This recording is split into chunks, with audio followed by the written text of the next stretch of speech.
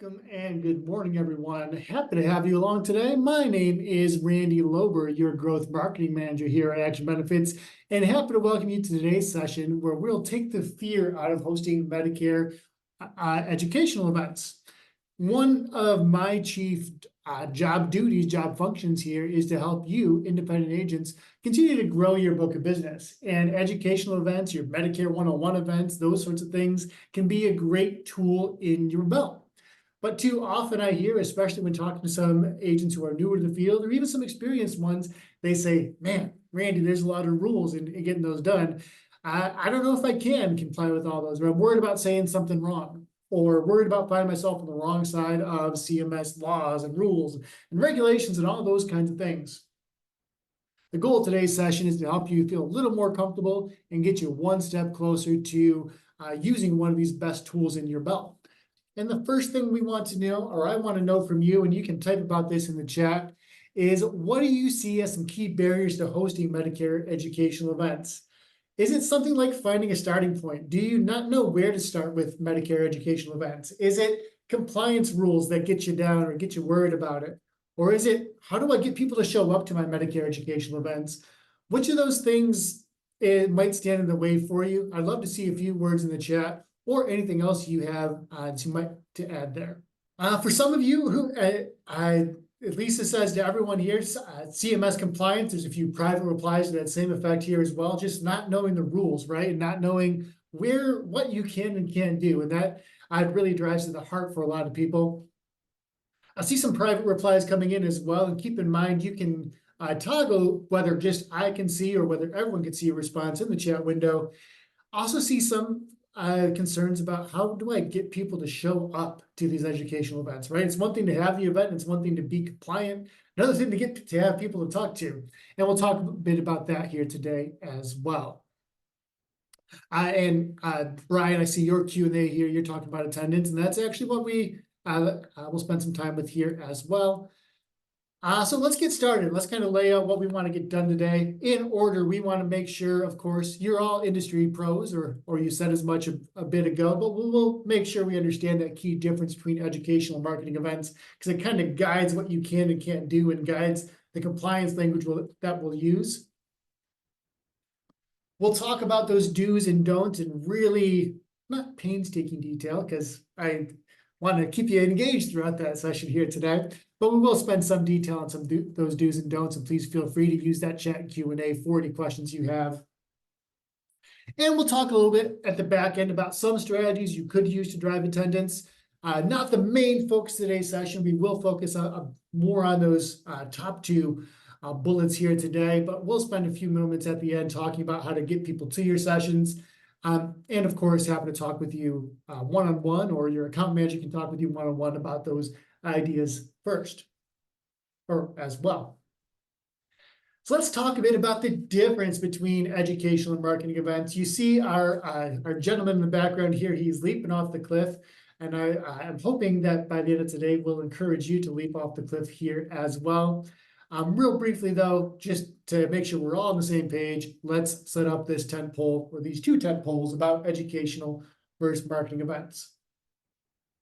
Left side of your screen, you see that educational events are designed to inform, right? We're talking about parts A, B, C, D in broad detail. We're talking maybe even about other Medicare programs in broad detail as well. But we're not talking about product education. We're not trying to sell anyone anything explicitly within this, right? We're here as an educational resource in the educational events. There are marketing events on the right side of your screen. And in these sessions, you are representing product or products from a particular carrier or a group of carriers. You're putting out plan-specific information. You're mentioning premiums. You're mentioning benefits.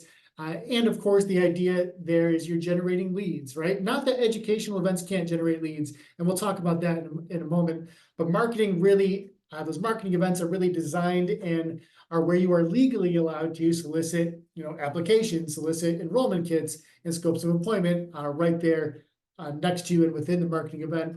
Can't do that with the educational event.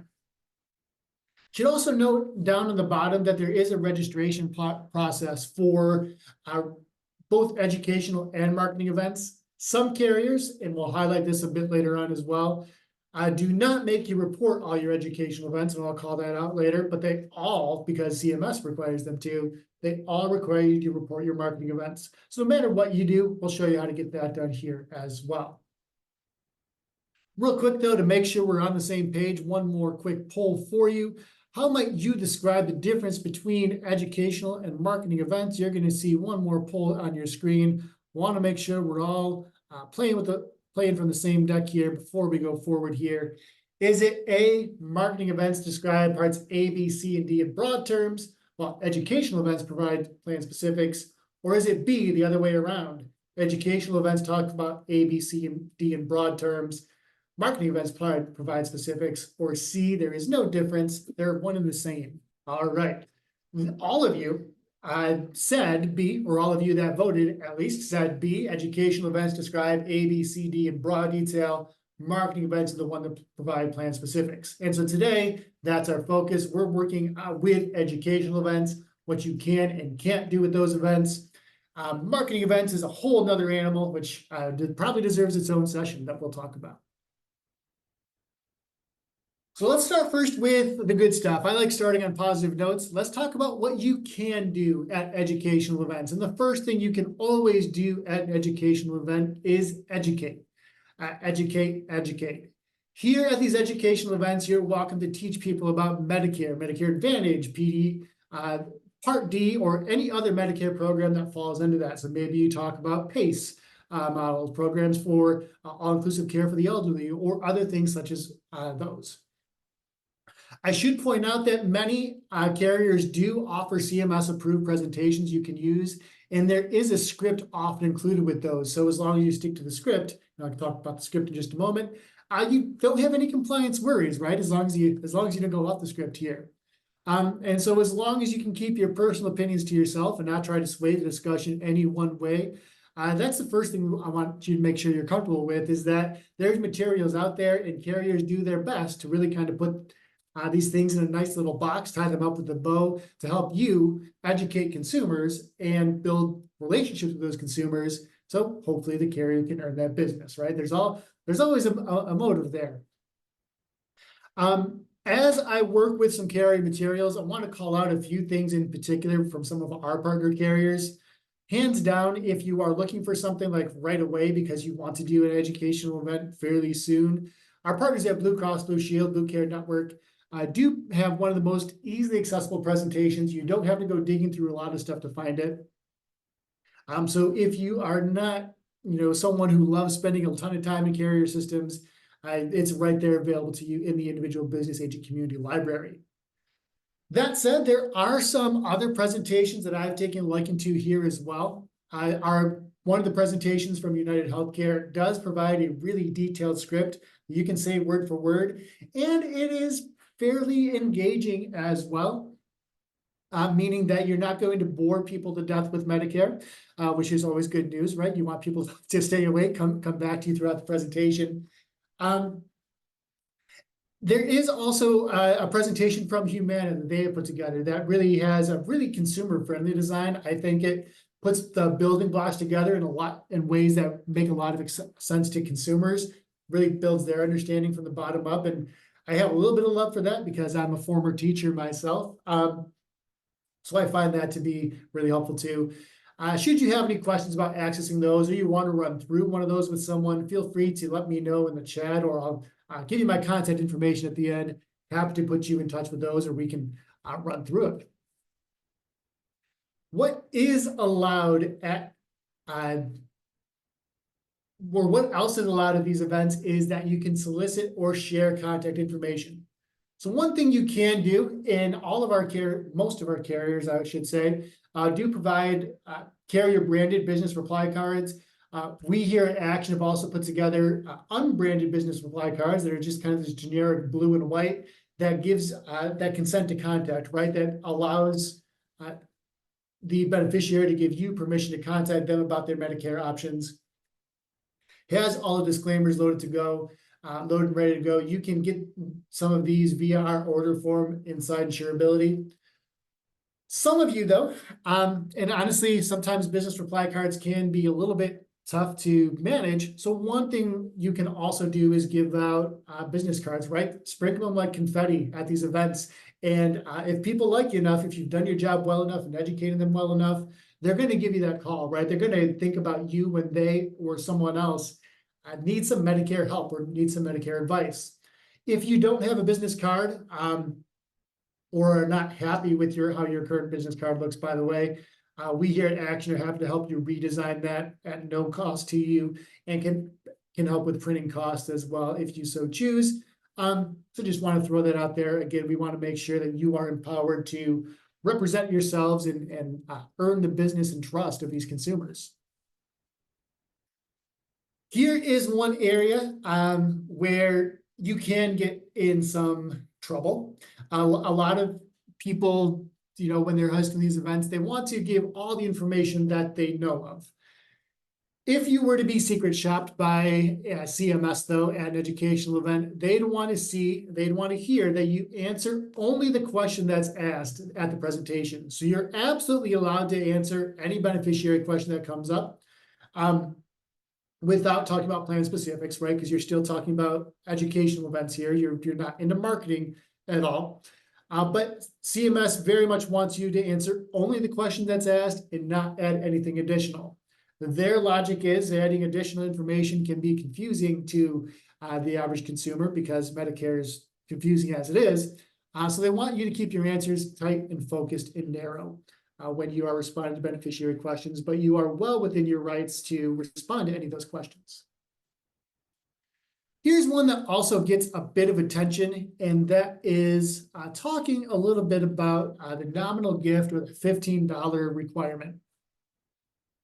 The rule goes something like this. You can give snacks, refreshments, or promotional items so long as whatever you give combined isn't worth more than $15 per person. You also can't bundle things together to make it resemble a meal. So you can't give out pizza, pop, and chips, right? Because that looks a lot like a lunch, or that looks a lot like a dinner. You can't give out filet mignon because that is way more than $15 per person, probably. But what you can do is offer snacks and light refreshments as long as they combine for less than $15 here. One thing that we have seen some agents had success with, especially if they or someone else that they know is a baker, is bringing those baked goods in for dessert, right? Like no one can turn down chocolate pie. No one can turn down a good slice of apple pie or those sorts of things. If you have a bottle of water or coffee out with that, that can go, real well. And even better, right, to say that it's homemade, or you can make it look homemade if you take it out of the Costco packaging. Just another way to build that connection with folks, right, as you go forward there. Should also point out when we're talking about the $15 rule is that it is a $15 per person rule. And there are some ways you can play with that while still being compliant.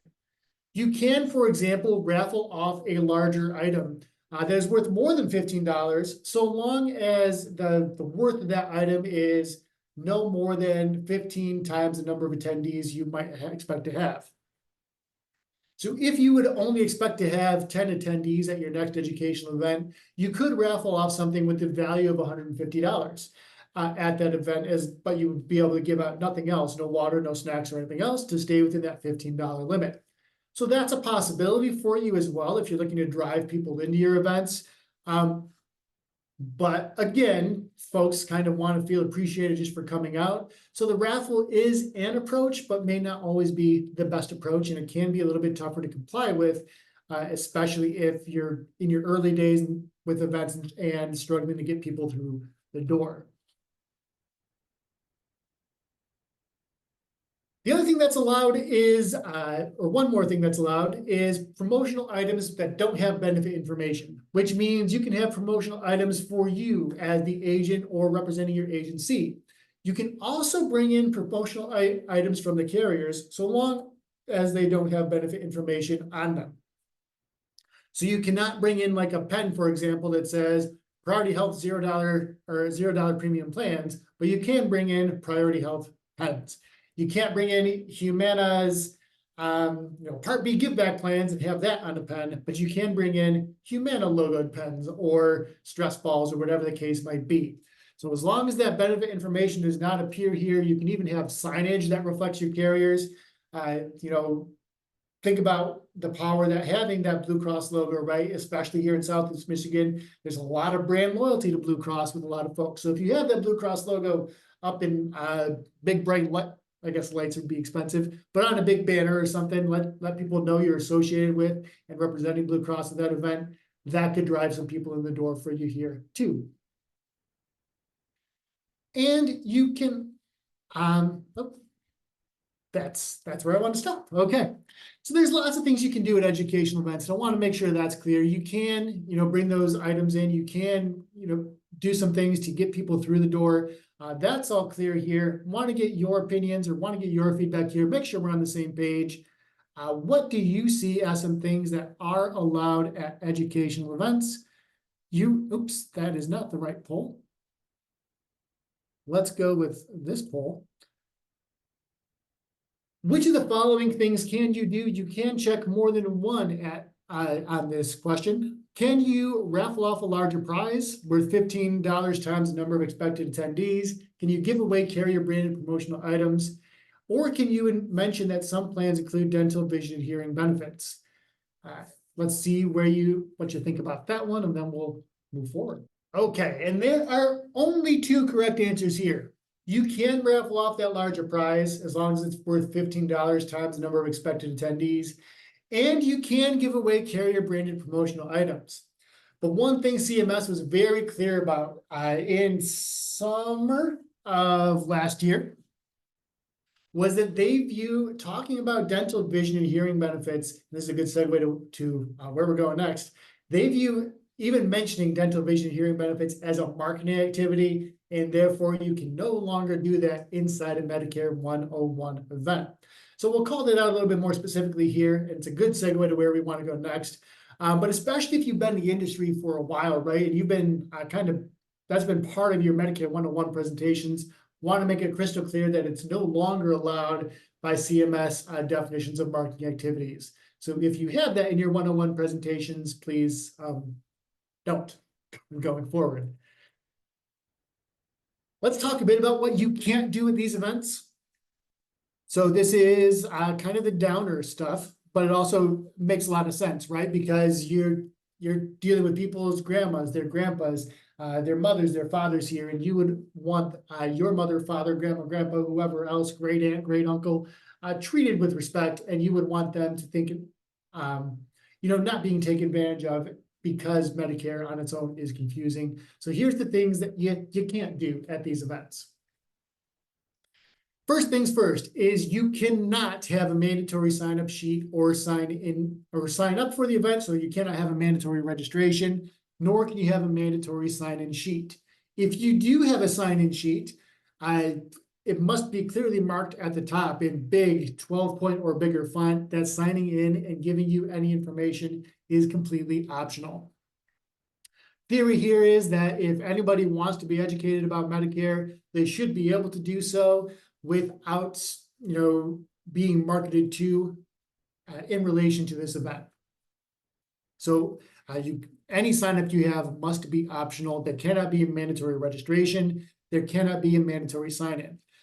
This does also present some wrinkles for webinars and things like that, right? Some agents we talk to do Medicare 101 sessions via a webinar, like a Zoom, like we're doing right now. If you were to do so, you would have to turn that registration feature off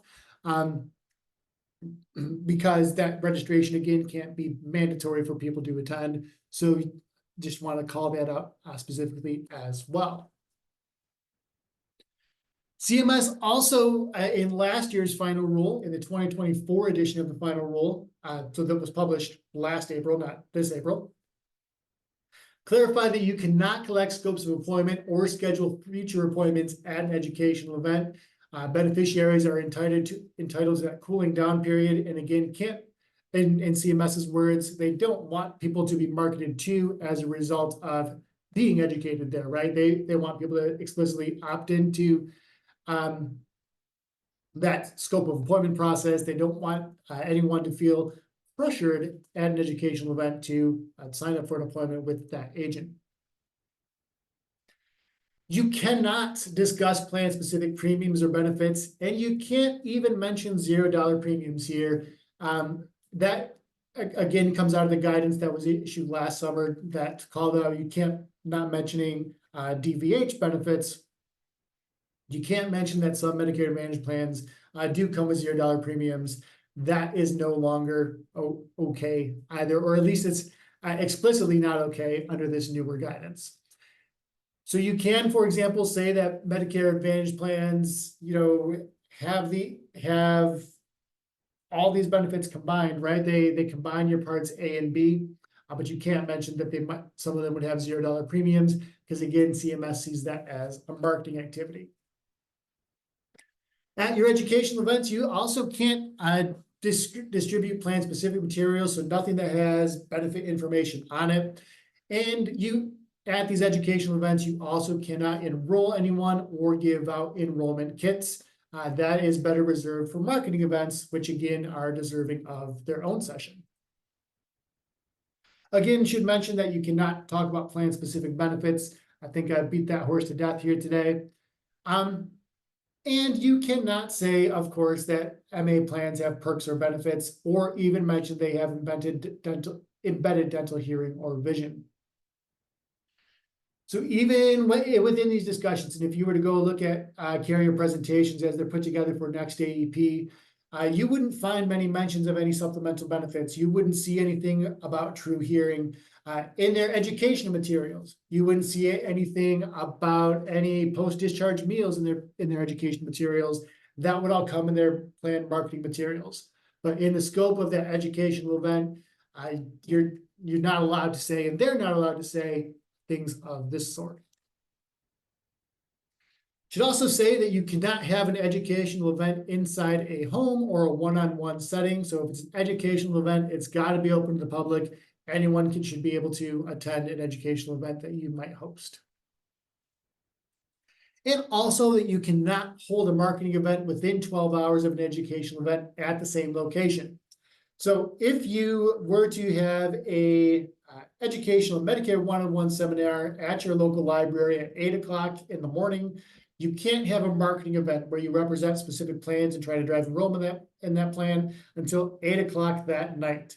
You're not going to get probably a lot of traction at 8 o'clock p.m. So you'll probably wait till the next day or two to have that marketing event a little bit later on. But keep in mind that rule is back from the dead. I had gone away for a bit, but with last year's final rule, it has been reinstated. So let's make sure we're clear here, make sure we're clear on what's not allowed at Medicare educational events. And this is where I'm going to give you this question here.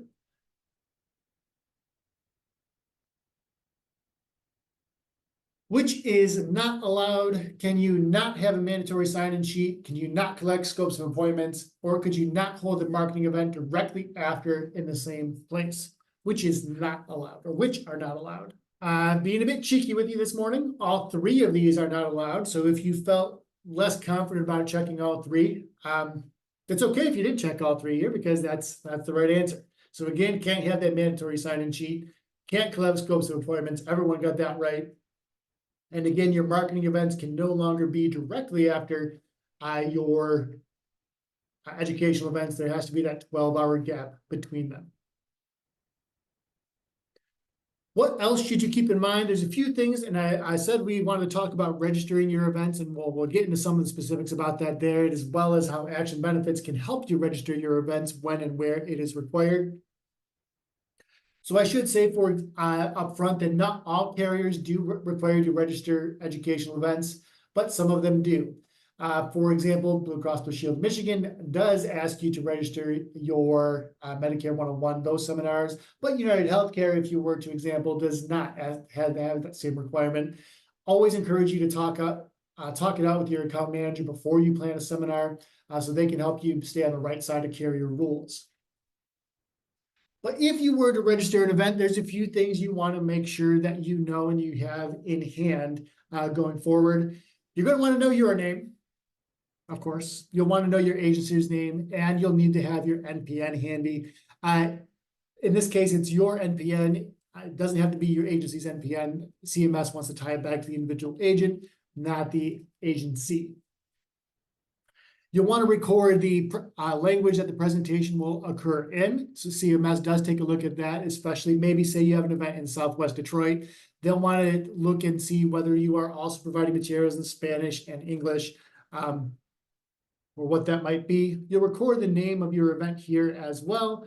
The type of event, whether it's a marketing event or educational, the date, your start time, your location details, and they'll also want you to attach any advertisements you use to drive attendance to that event, whether it is a virtual or whether it's a digital flyer, whether it's a social media ad, whether it's a print ad. Those all need to be bundled up and attached to your submission. Now, you might be asking, Randy, what submission?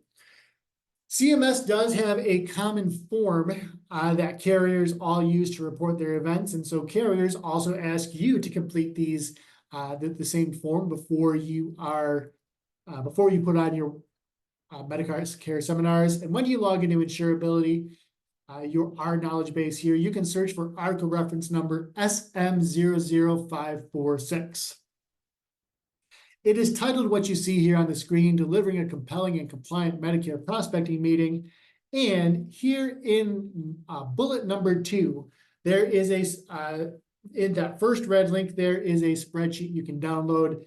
Has all the information I just detailed on the previous screen that you can complete and fill in. And then you can send it over to Action Benefits, and we'll help you figure out, we'll help you report the event if necessary and put it in the right places. So if you know you've got to do that, you've got some information you've got in front of you, how can Action help? Well, if you report it to us as soon as the event is scheduled, again, we can help you get those reporting and all your marketing and advertising in line with the carriers, and they can then work with CMS as they need to. Failing that, if you can at least report it by the 10th day of the month prior to the event. So if you have something on June 15th, if you can get it to us by April 10th, in most cases that will give us, May 10th, if I did my math right. That'll give us the most leeway to get it through all the carrier windows. UHC, for example, does require a bit longer of a processing time for these, so want to make sure you're ahead of those. Minimally, some carriers will allow you to report them at least 7 days before the event. So, but in no case is it kind of a spur of the moment thing. And in no case should it be a spur of the moment thing because you want people to be there, right? You want time to advertise and ramp up and go there. So long story short, whenever you schedule an event, talk with us, get on the horn with your account manager or our individual team. We're happy to help you out. If you do need to cancel an event, we're happy to do that with you as well. So if you let both your carriers and Action Benefits know at least 48 hours prior to the cancellation of the event, that's good news. And you must notify beneficiaries by the same means you use to advertise the event. So if you bought a radio ad to talk about your event, you have to also push the cancellation via radio. If you bought put flyers out, you'd also have to use flyers to cancel that event. If you use direct mail, you have to use direct mail to cancel the event. If the event is canceled less than 48 hours in advance, maybe because we have a freak snowstorm in the middle of April, stranger things have happened, you should be present at the site for at least 15 minutes after the scheduled start time and post signage to indicate when that the event has been canceled and or rescheduled. Again, those are all CMS rules. If you do cancel due to inclement weather, maybe because of that vicious snowstorm, you might not have to arrive, but you will need to notify the venue so they can post signage and direct your prospects and clients to where they might need to go next. Let's talk a bit about then how you report events and how Action can help you do that. You'll see another poll here on your screen in just a moment.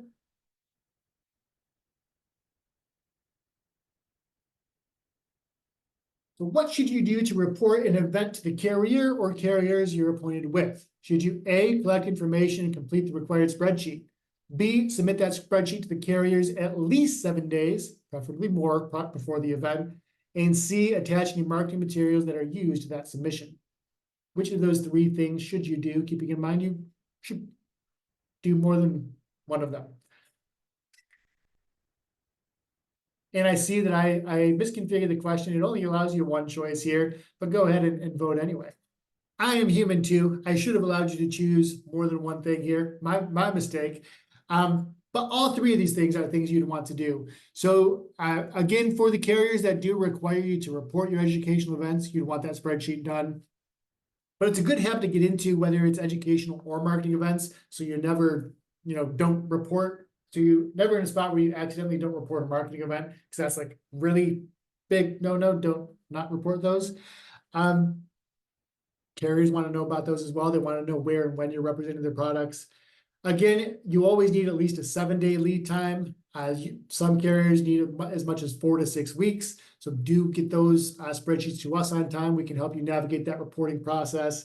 And again, attach any marketing materials you use for that submission. Keeping in mind, of course, that all of our carriers, in fact, do have either postcards or mailers or flyers you can use for this purpose. So some of the work there in getting people to the event is off your plate.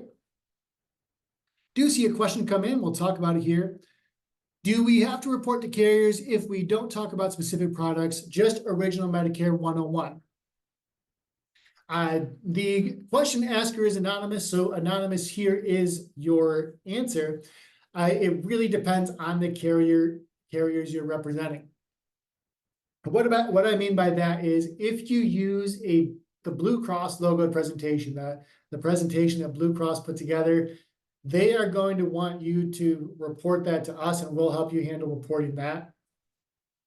If you happen to have your own Medicare educational or Medicare 101 session that has CMS approval, and it doesn't have any carrier logo on it, that will likely be fine not being reported. But if you use UHC's educational event, that I couldn't think about the word, UHC does not ask you to report educational events, but they do ask you to report marketing events. Again, I think it's always a good habit to get in the habit of documenting everything. That way you'll never be on the wrong side of the rules here. So long story short is it depends, but good practice, I would think, to report as much as often as you can. Always better to report and not needed to than to not report and have needed to. Let me know if that helps or hurts, and we can go forward from there. Let's talk a little bit with I promised you 45 minutes here today. We are in the home stretch. Want to give you a few tips to help drive attendance to your events going forward. First thing you can do, and I'm happy to help you work with this, as well as your action team is happy to help you work with this, is the U.S. Census Bureau has a lot of data on where people live and what those populations look like and how old they are and all sorts of things. So it's really possible for little to no cost, anything other than time, to use that census data to figure out where you have high percentages of the community that is 65 or recently turned 65. You can also buy other lead lists, of course, for targeted mailers, but do note that, especially with this final rule that came down a few weeks ago, lead lists are going to get a lot harder to come by, because consumers have to opt in every time a lead vendor sells that information to someone who buys it. So they'd have to say, yes, please sell my information to Lisa Smith. Yes, please sell my information to Brian Butts. And I don't know that many beneficiaries are going to opt in each time that happens, right? Of course, you'll have lead vendors that try to get around that, but lead lists are good, may be problematic for you, especially if that's a way you have been trying to drive business going forward. But for now, it is an option until that final rule does go into effect with AEP 2024. Second option you have is you could use every door direct mail from the United States Postal Service to accomplish the same thing. So rather than giving you targeted lists, what the postal carrier does is then just puts that mailer in every house or apartment or whatever on their route. So you can pick out the postal routes, the blocks you want that your message delivered to, and that's certainly an option if you're trying to raise awareness for the event going forward. Another option that is probably most cost effective, other things we'll talk about here today, is purchasing social media ads. So like a Facebook ad, something like 75% of boomers, 85% of baby boomers do have Facebook accounts and are active with them. And Facebook advertising can be fairly cheap for about the cost of $30 or so. You can get a pretty good spread in your local zip code. And drive some good impressions coming in that way as well. So that's always an option for you as well. Nearly all of our carrier partners do have pre-built ads that you can use for this purpose. Humana and UHC do a really good job with these sorts of things. So something to think about going forward. And there's always, of course, getting boots on the ground. It may not cost as much money, but it does cost you time, right? In getting out to wallpapering those doctor's offices, pharmacies, and things like that, saying that, hey, I have a Medicare 101 seminar coming up in XYZ location at this time. Love to have you out.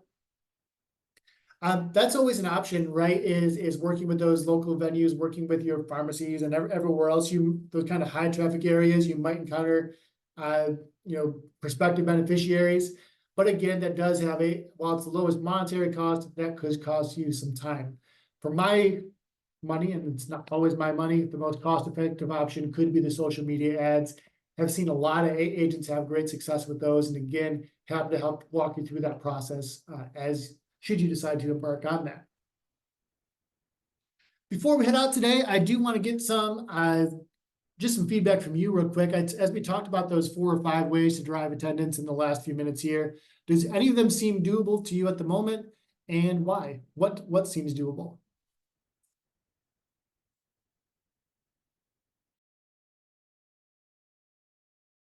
Please feel free to put a few words in the chat here while I take one more sip of water before we close up for the morning. Yeah, thanks, Lisa. That's something to point out, right? Is we do make a lot of materials available, so do carriers make a lot of materials available to you. That business reply card helps a lot here as well. Diane points out social media ads. Again, lots of carriers have templates you can access or pull down. Blue Cross, strangely enough, does not have a large library of those. You'd think that that's something I've been asking them to work on for agents. Hasn't happened yet. But there are, like I said, a lot of carriers that do have lots of good material you can pull down. And Diane, either myself or your account manager can help you walk through those and find those going forward.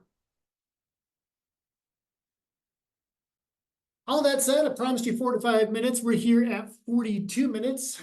So I give you a few minutes back in your day. Do want to thank each and every one of you for your time and attention here today. Always like spending time with agents, hearing your feedback here, hearing what you're concerned about going forward.